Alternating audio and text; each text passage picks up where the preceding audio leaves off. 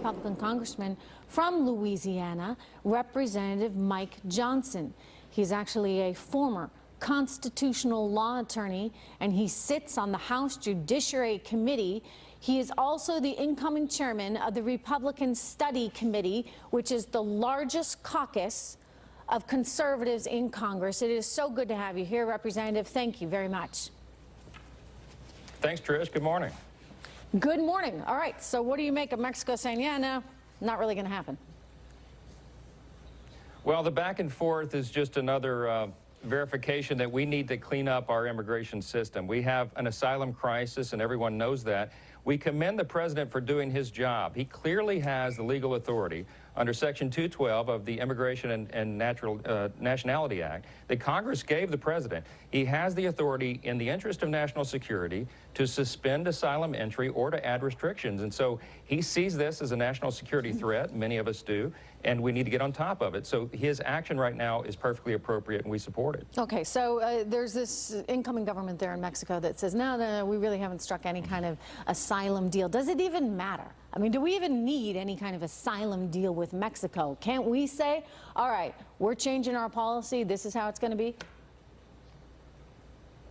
We can. Now, we're a very compassionate nation, but we're also a nation of laws, and so we've got to enforce those laws. We want to allow people refuge when they're seeking legitimate persecution, when they're in legitimate fear of persecution for their families' lives or their own lives. That's the way our legal standard has been over the years, but it's been abused in recent years. I mean, if you look at the statistics, in 2015, the Department of Homeland Security under the Obama administration allowed 81% of persons who claimed asylum without showing any proof of that into the country. In 2016, they allowed 88%. Basically, the word got out that this was a rubber stamp. You could come to America in a caravan or in large groups, and we would just allow you in, whether you had a credible fear and needed asylum or not. Those days are over. We've got to fix that problem. The president gets it, and this is the first step, a necessary step, I think, to clean it up. Right. You know, you think about the asylum claim and how difficult it is and has been historically to make. And you also think about people that are coming here, sir, from faraway places, right? So if you're coming, for example, from Bangladesh or Pakistan, you have to get on the plane and get here, right, to make the asylum claim, which is actually kind of logistically, I would think, difficult because you need the right kind of visa in order to get on the plane in the first place. Very different than, say, illegally crossing a border opening. Well, that's right, and the crisis clearly is at the southern border. We have this Central American caravan now. Folks from El Salvador, Honduras, Guatemala who are headed our way. They're not in credible fear, we believe, many or most of them, in fear of their lives. They just don't like the conditions in their home countries. That's not a standard that allows someone to come in and avoid our normal processes to acquire citizenship in this country. We have to get on top of it. I introduced a bill early last year to clean up this asylum problem, to clarify what the credible fear standard is and make sure that it's not abused with fraud going forward. We passed it through the House Judiciary Committee. It was made a part of the Goodlatte bill, the comprehensive immigration bill reform that we got on the floor, but we didn't get it passed. We've got to get right back to that. Congress can assist in this, and I think we have a duty to do that. Let me ask you about Mexico's part in all this and whether Mexico can be assisting in it. The president tweeting this morning, and I quote here, "It would be very smart if Mexico would stop the caravans long before they get to our southern border, or if originating countries would not let them form.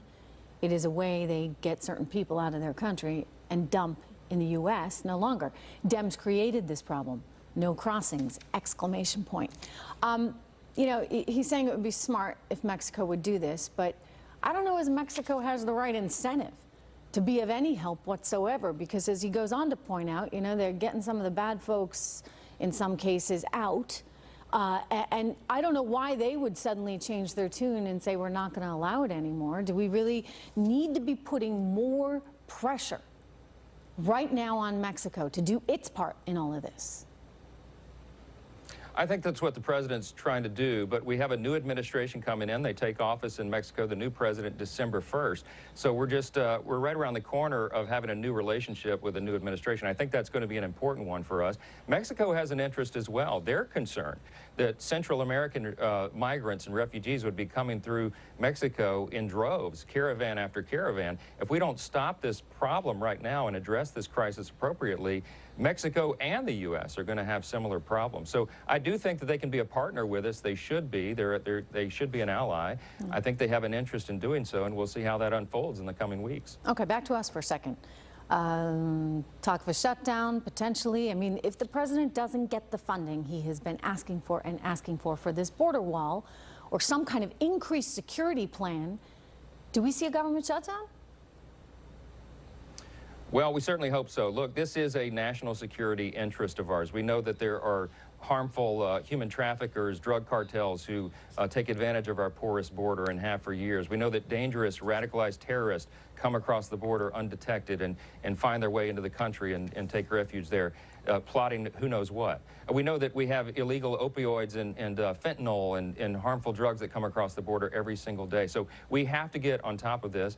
It is a national security interest and a top priority of the president and the Congress, and we've got to make do on that. And you're willing to risk that government shutdown, right? I mean, because that's, you know, tends not to go over well with Americans, and both parties wind up getting blamed, and people are going to be even more angry with you than they are right now. But is that what it's going to have to come to? I don't think it's going to come to a shutdown. I think that you have people on both sides of the aisle who understand how important this is. There are disagreements about the details about how much wall you need and whether you need an actual physical wall or drone technology or all these other things. There are details in the discussions about it. But I think overall everyone understands that this truly is a top priority, and I don't think we're going to go to a shutdown over it. Democrats, too, they understand it's a top priority?